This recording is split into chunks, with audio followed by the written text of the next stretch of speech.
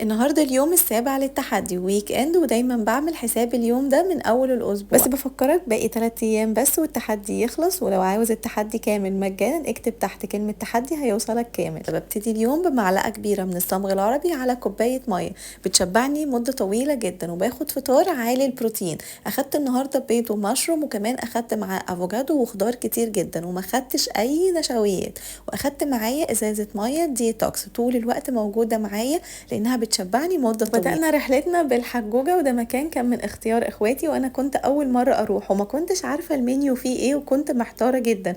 بس وجود ناس كتير جدا في المكان شجعني. بصيت للمنيو ودي كانت الصدمه، مفيش حاجه مش حلوه في المنيو، كل حاجه حلوه وكل حاجه نفسي فيها.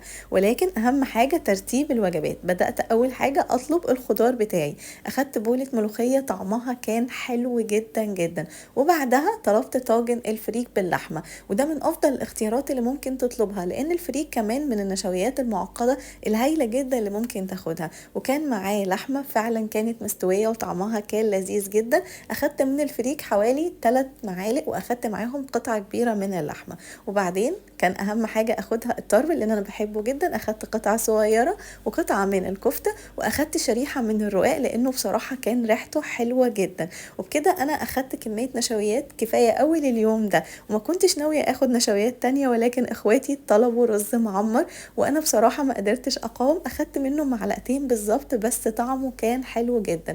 بس كمان طلبت اكتر من مره سلطه. دايما في الخروج بتبع طريقه تقسيم الطبق، ودي انجح طريقه. وهنا بقى اخويا ظهر اللي دايما بوظ لنا الدايت. طبعا هو طول الوقت بيدور على اكتر حاجات فيها سعرات ممكن ياخدها، وطلب كميه كبيره جدا من المهلبيه، وطلب ان احنا كلنا لازم نطلب مهلبيه.